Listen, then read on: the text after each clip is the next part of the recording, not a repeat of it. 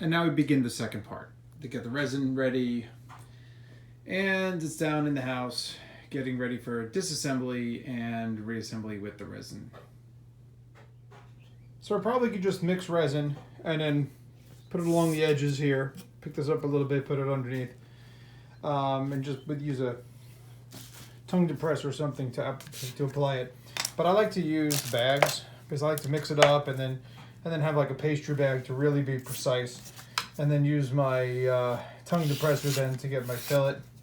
And I'll be using 3-to-1 normal hardening, normal speed hardening, not West System actually, but US Composites. I've been using US Composites for a few years, and I'll be using their 3-to-1, and I'll be mixing that with some chopped strand and some silica and some high density filler to get a kind of a blend, and that'll be my bonding thickener.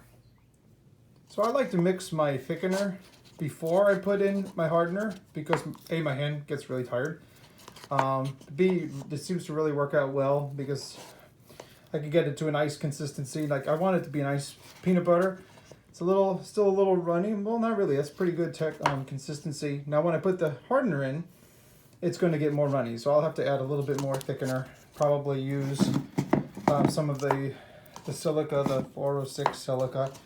But this will give me an opportunity to prep some more of the surface, and I'll put some along inside. I'll raise this and I'll put some all around without thickener, so it can soak into the wood a little bit, and then I'll apply the thickened epoxy and start to make all my fillets all the way around, inside and out, and of course on these. Which is really mostly what this is about. That really needs to be done. Mixing it is interesting because it's done when it's no longer cloudy. So I'm going to mix it really well. No more streaks. First goes the cloudiness, then the streakiness. And after that's ready, and I should have 40 minutes of working time on this, which should be plenty of time, hopefully, to get this whole job done, or else I'll have to mix some more. And I don't like to waste any. So I'm going to put this camera down and hopefully get all this work done.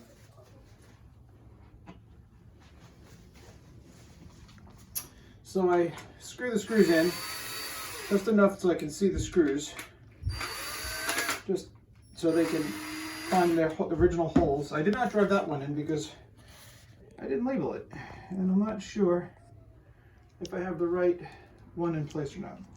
So it feels right. I'm not sure. So I'll place this one first. And it is sitting a hole. So those are both correct. Well, that one's correct. I'm not feeling that hole. Let's see.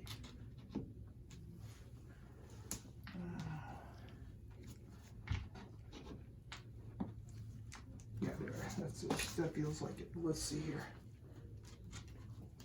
It's an outside chance that it's backwards, so I will, just to be sure. Well, actually, that does seem to fit there. Better than it did there. Let's see about this one. That fits there. Yes, that's the correct placement for those two. So now, put my screwdriver in. Getting more pressure here. And that one's in. That one's in. That one's in. And that one's in. So with those done, now I turn to these, which will be a little more complicated because I have to lift the table. So remember, this is the edge that it's on top of. So I should take my little coat here, because it is soaking right into the plywood. Right into the plywood, it's soaking up. So let's put that in there. Put this back. Okay. And we're going to put them in the edges here. So I'm going to give a little bit more. We don't need too much, just a little bit more. It's okay if it comes out because we're going to fill it anyway with the same. All right, I'm going to go on this edge. Now for this, I need to move the torch pieces, which have been already on both sides. Put the numbers up so I can see them. This cup out of the way. All right, through the hand. And back we go. All right, there are 2 screws somewhere. Person's where?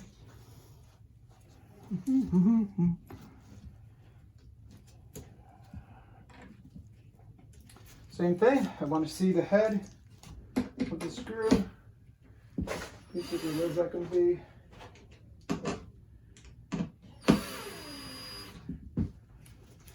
There's number 1. Start with number 1. Number 1 should go this way. Find those holes, and it's in the holes. Good. All right. Is it nice and tight? How are we at number 1 here? All right, let's do this side first. I can loosen this side. It's nice and close.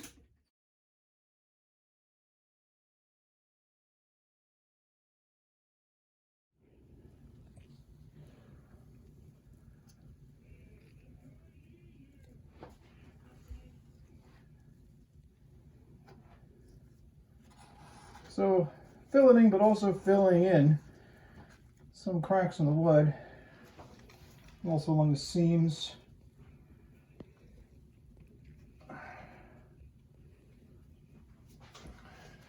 Prefer the West Marine filleting tools to this. It's not a very wide surface area, but this is something no one's going to see. So whereas I'm typically very compulsive about my lines and my fillets, this will work just fine for this purpose. And then I can scrape up the excess.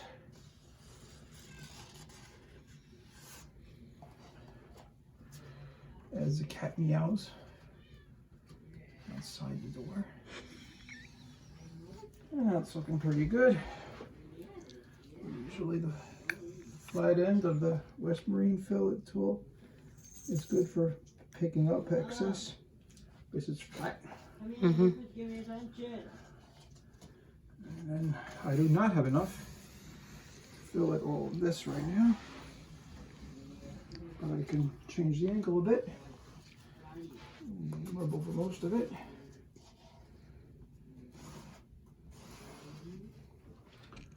And that's about it for now. Yep. Okay. So now I'm making a little skim coat for the bottom of this panel, as I did for all of them, because these are actually AC. This actually is AC exterior. This is not marine grade, although they do say that the glues are the same today, and that's really the significant difference in the past, so that these are fine. But so I take the C side and fill it in with some, fill it in with some thickened epoxy, which is what I'm doing now, because I'm going to let this part all harden. So it's set for a day, and it's pretty good. Again, this were something I would see. I'd want it a lot more smooth than this, but for our purposes, this will be fine, inside and outside.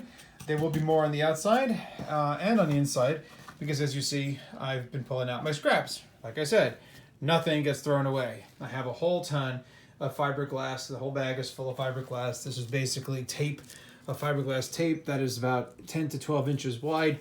All scraps from the build. Major, bigger pieces like this I'm going to hold off on these because I can use these for components in the cabin or on the deck. But so we're going to focus on this piece because it's junky looking and I'd like to use it, and we're going to use it for these seams inside and outside to make this really watertight for infinity and beyond. So I'm measuring and cutting for these pieces out of this big scrap, as I mentioned. So I'm rolling it out and measuring. These are not going to be very pretty. They're not perfect. I've seen some very good ways of doing this. This is not the best way to do it. So I'm using scissors that are not very sharp. If I should be using sharp scissors, but I'm using these. They're going to be okay. And again, there are ways to make these neater. I'm not worried about. There are ways to make these neater. I'm not worried about making them too neat. They're just going to go into these grooves here. So before adding the fiberglass, I need to sand this all down. There's some blush, the wax that rises to the top of the resin. I could use the waxer. I could rub it down with a pad and some soap, but I'm starting just by sanding it, and sanding it seems to be working pretty well. I'll be vacuuming out all this dust. For sander, I like to use these. I use the pad, but I cover the pad. This pad's like ancient, right? But I love to use these with a pad because it gives it a nice grip, and yet it's soft enough to get into the grooves. It does pretty nicely. So that's that. I just learned just now while doing this, I had all this fiberglass that kept sticking to my hands, right? That's just like laying around. So I realized if I put a piece of packing tape, this is not paint, this painter's tape, roll it down, use it like a lint brush, and just I could put my hand down and just throw it on there because it would not come off of my hand. Anyway, I really filmed this more to show you that than to show you that. But this is where we are. So I'm going to clean this all off, and when it's done, I'll mix up some resin, and then I will put these 8 fiberglass little tapes into these cracks all the way around. And I'll show you a photo of that when it's finished, because it's hard to resin and film. After sanding and vacuuming, it still does feel a bit waxy to me, so I'm going to rub it down with some soapy water and the pad. I'm not doing the whole de-waxing thing, just the pad and the soapy water, they say, is sufficient, so that's what I'm going to do for this, and then it'll be ready to resin. Another way to do these is to wet them out on the table. Basically lay plastic and wet them out, ideally with a roller. I have no rollers, and if I did, I wouldn't want to spend a roller on this short project. So what I'm going to do is I'm going to lay them out here, stretch them out nice. I'm going to lay them out dry, and then I will use my chip brush to wet them out, both inside and outside.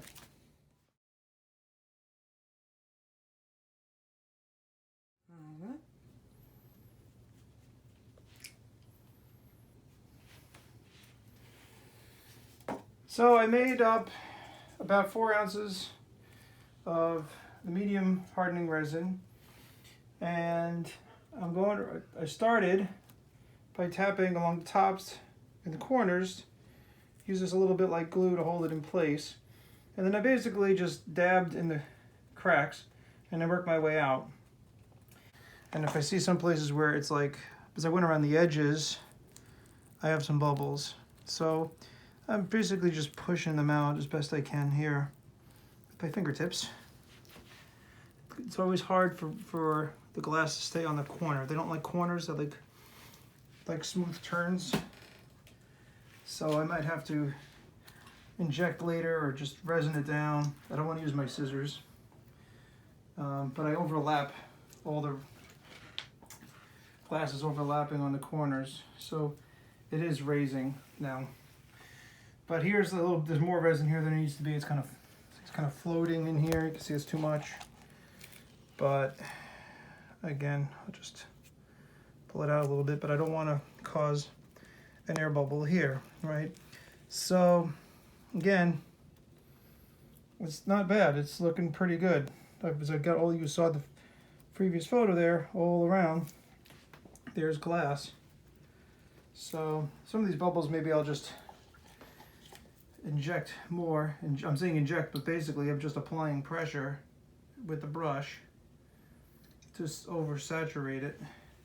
Well, this white here is actually the resin from the thickened epoxy, and this is floating here. But if you see white and you don't see the wood grain, then you're seeing the glass, and it means there isn't enough resin. So there might be some here, but that's wood. This is just the glass, but it's wet. See here, this is not floating. Well, that's actually the resin underneath. It wasn't very smooth, but generally here all the glass is coated, and if anything, we have a few places where there's air, but those air bubbles again are on the side in the corners, and it's probably best to just leave it alone, deal with it later. This is not really structural, it's just for waterproofing. So I can inject in here or just let it go, sand it, whatever. It's going to be resin completely on the inside as well. That's pretty well injected here. Again, injected, I'm just pushing, right? I'm not rubbing. I never rub with the brush, because if I pull, it'll just pull the resin, it'll pull the glass right off. So I'm just pushing the whole time, pushing.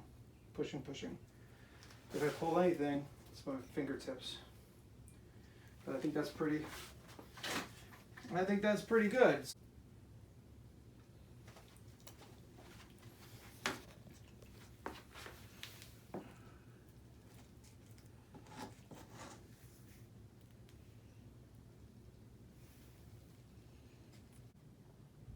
So here's the finished product. All 8 corners are resined, glassed. I do not see pockets. Some things that look like pockets turn out to be the glass on the other side, not the glass, but the resin on the other side, the thickened epoxy. So I'm satisfied with this, and later, after it is hardened, I'll double check for air pockets. I could always inject with a syringe if I need to, any resin, drill a little hole and inject it, or just scuff it up and lay a little bit more glass on the inside perimeter here, resin up the walls, and then get ready to put the bottom of the basin on. So my big triangle scrap is down to this. We've used almost all of it. I've now cut pieces for the inside. This is the top of the basin, and then I've cut pieces for the wall. These are a little thin, but it's only you need to meet and come up this way. Done. So that's what we're going to do now. We're just going to do the inside of the basin, and then once that's hardened and it's put a little extra resin, then we'll put the bottom on and we'll start working on that.